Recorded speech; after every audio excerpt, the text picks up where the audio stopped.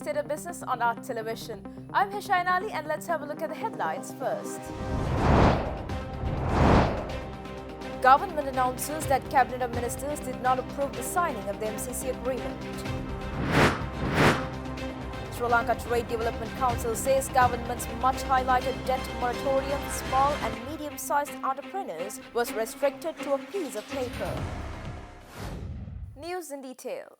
The Cabinet of Ministers has decided not to sign the controversial MCC agreement, considering the interim report of the Committee of Experts appointed to study on the agreement, which expounds that the agreement includes clauses that are against the Constitution of Sri Lanka and are negative to the sovereignty of the country. This was announced by the co-cabinet spokesman, Mr. Dr. Bandula Gunawardena, at the weekly cabinet meeting held this morning at the Department of Government Information premises. Co-cabinet spokesman Minister Dr. Bandula Gunawardena added that Prime Minister Mahinda Rajapaksa tabled the interim report of the committee to the Cabinet of Ministers. He further commented that this agreement is dubious since it is not transparent and that the former government tried to sign this without making the public aware of its contents. Levelling a serious allegation on the former government, Minister Dr. Bandula Gunawardena added that the MCC agreement was developed at the will of the former government led by the United National Party and not by the United States of America.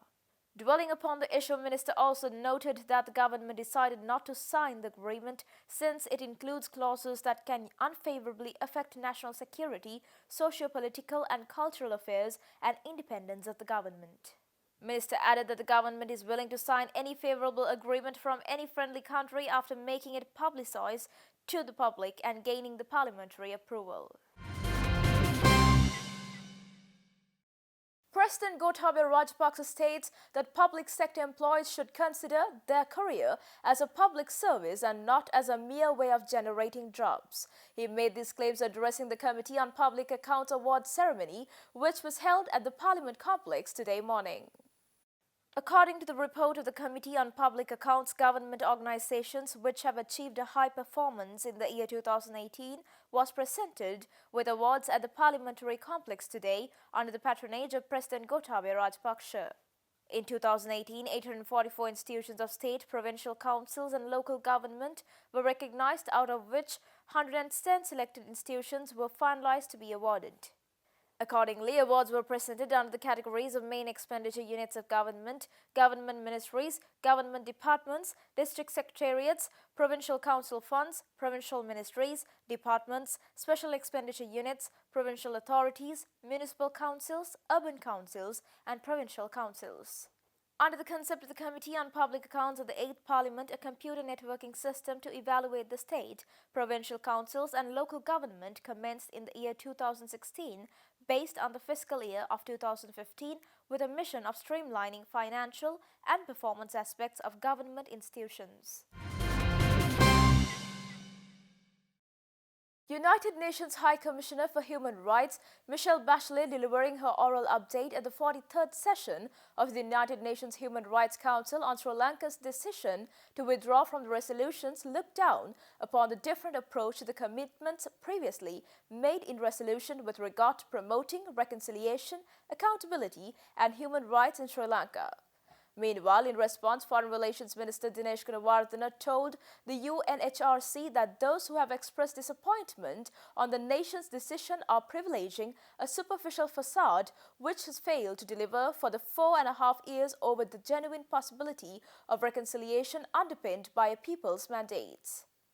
Addressing the United Nations Human Rights Council in Geneva on Thursday, the foreign minister emphasized that notwithstanding withdrawing from co-sponsorship of this resolution, Sri Lanka is entitled to work towards its commitment to achieving accountability and human rights.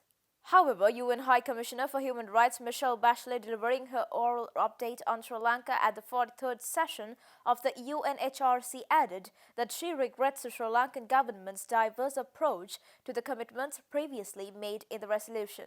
Bachelet further said that state must be entitled to its entire people and the needs of all communities, particularly the minorities, must be acknowledged and addressed. In response, Foreign Relations Minister reiterated that there are no proven allegations against individuals on war crimes or crimes against humanity in the report or in any subsequent official document.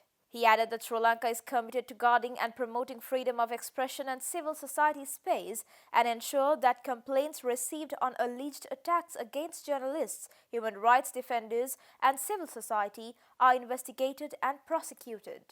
The government of Sri Lanka at the high-level segment made it clear its position with regard to the HRC resolution 30/1, particularly its decision to withdraw from the co-sponsorship of the resolution 40/1 of March 2019. Notwithstanding withdrawing from the co-sponsorship of the resolution, we emphasize that our commitment to achieving the goals set by the people of Sri Lanka on accountability, human rights, to a sustainable peace and reconciliation through the appointment of a domestic commission of inquiry. To those who have expressed disappointment on Sri Lanka's decision to withdraw from the co-sponsorship of the resolution 30/1, despite the government's reassurance to this Council of our commitment to achieving the goals within the framework of our Constitution to ensure accountability and human rights towards sustainable peace and reconciliation. It is clear that they are privileging a superficial facade which has failed to deliver for 4.5 years over the genuine possibility of reconciliation, underpinned by people's mandate. Sri Lanka Trade Development Council, formed with the objective to strengthen small and medium-scale businesses, stresses that the announced stimulus package by the government on the debt moratorium for small and medium-sized entrepreneurs is only restricted to a document and that none of the commercial banks have responded to it positively. This was announced at a media briefing held at Sri Lanka Foundation Institute in Colombo yesterday.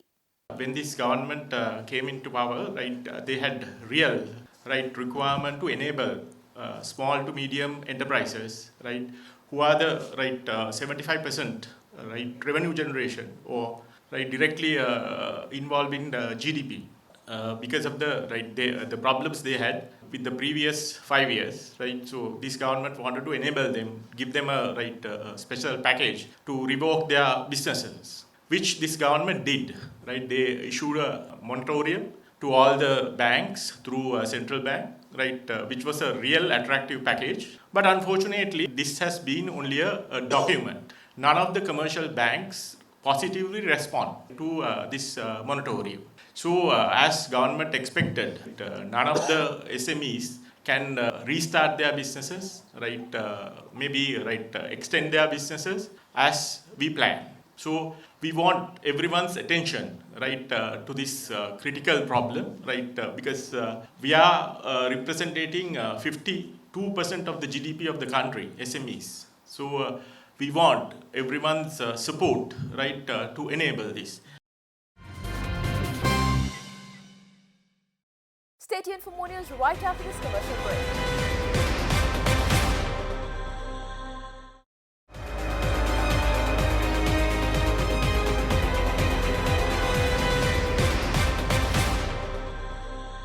Welcome back after the break.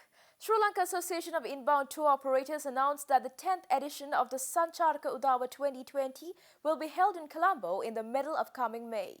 Organizing committee says that the two-day expo aims to provide exhibits with an influential and robust platform for small, medium and large travel and tourism service providers locally and internationally. Sri Lanka Association of Inbound Tour Operators, which is known as SLITO, says that Sanchara Udava, Sri Lanka's only travel and tourism exhibition, will be held at its 10th edition at the BMICH premises on the 15th and 16th of May. The organizers also said that they expect to host more than 300 local and international exhibitors at the fair while attracting over 10,000 trade and public visitors during the 2 days. The main idea is to bring all the stakeholders in the tourism industry together, be it B2C or B2B. It's the ideal opportunity also for everyone to exchange ideas. We will also be having some forums during the Sancharaka Udava, some training programs as well as programs for students and so on. This event has created a platform for small and medium tourist services providers, network and build vital link with the tourism industry stakeholders to enhance the awareness of their product and services. Sri Lanka Tourism Promotion Bureau would like to extend our felicitations towards SLITO in the effort to promote and develop Sri Lanka tourism in collaboration with relevant stakeholders of the local tourism industry.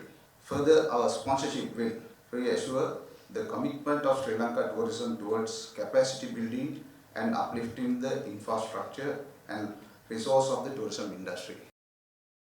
Sri Lanka Association of Inbound Tour Operators says that Sanchara Dawa 2020 will provide the general public a comprehensive first-hand insight into the tourism services and products available across the country.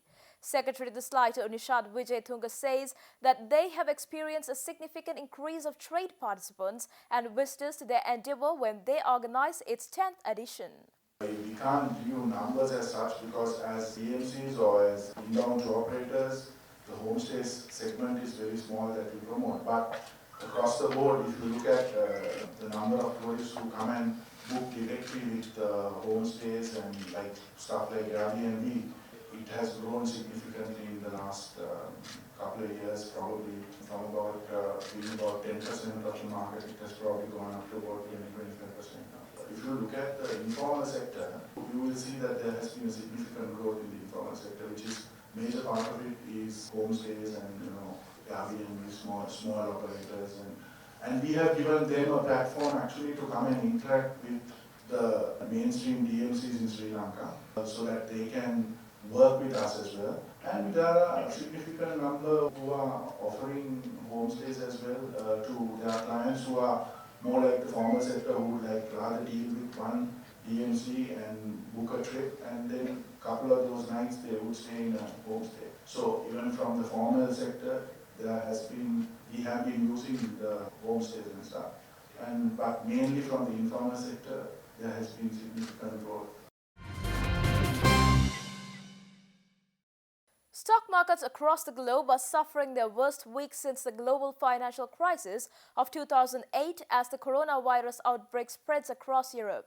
The local investment institution First Capital Holdings, giving the usual stock review and forecast to Art Television, told that the situation in Sri Lanka is no different following a similar pattern.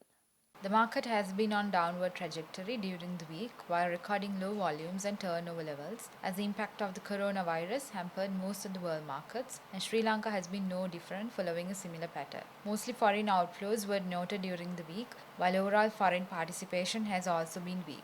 Lots of companies have released profit figures during the week, but the market has not reacted to any of the positive results that have come in so far. Retail activity has been extremely low, with most investors remaining on the sideline. Bulk of the company results have come during this week, and we can see an improvement in earnings compared to the previous quarter. With the reduction in commodity prices in the market, we expect company results released to be positive in the upcoming quarter and increasing buying interest in the market.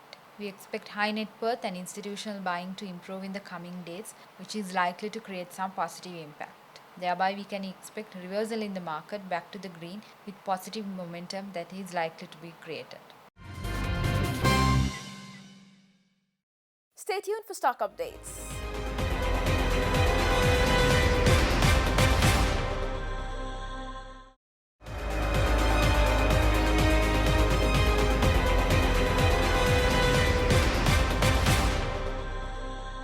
Welcome back after the break. Trading at Colombo Stock Exchange ended on a negative note today. The all-share price index dropped 74.94 points to close at 5,592.92, and the S&P SL 20 dropped 43.42 points to close at 2,631.99. The turnover was 754 million rupees and over 21 million shares were traded. Up next are Forex rates.